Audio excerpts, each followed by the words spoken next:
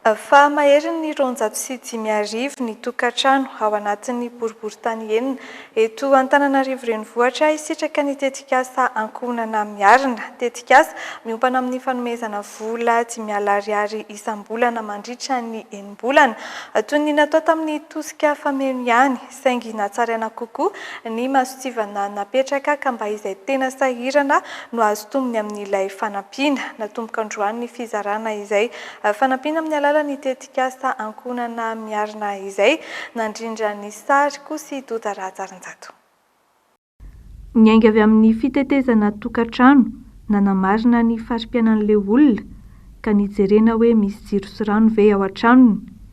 Ohatry ny ahoana ny isan'ny efitra hipetrahany, toy ny natao tamin'ny tosika fameno ihany, saingy natsaraina kokoa ny masotsivana napetraka ka nafahana namoaka ny lisitra ireo misitraka ny tetikasa Ankohonana Miarina.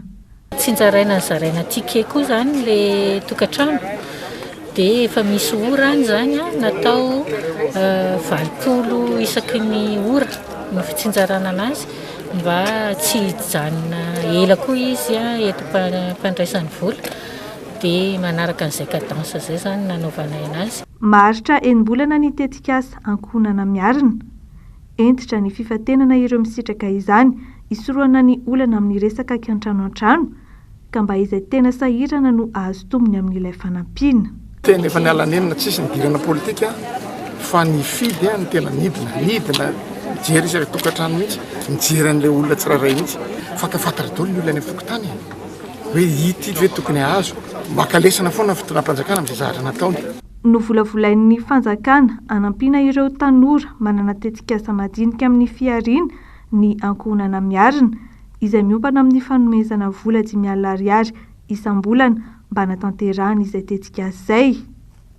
Androany fokontany miisa 2, Ivandry sy Morarano no tokony hanaovana fizarana eto ka manodidina ny 500 eo ny tokantrano mena vola.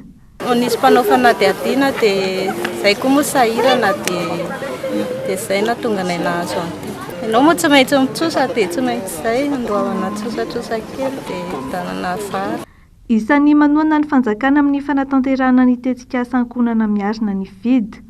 Mananika ny 705 ny tokantrano isitraka izany ka nisantarana azy ny teny amin'ny boriboritany 5. Ka ny eo amin'ny boriboritany 5 manokana dia eo amin'ny iray alina mahery eo 10,000 mahery eo zany no isitraka ny teo anatin'ny enim-bolana. Mariana fa misy ny fiara-miasa amin'ny commune ahafahana mamaritra toerana malalaka isaky ny boriboritany enina ahafahana manaja ny fepetra zakana eo am-pizarana ny fanampiana Ankohonana Miarina.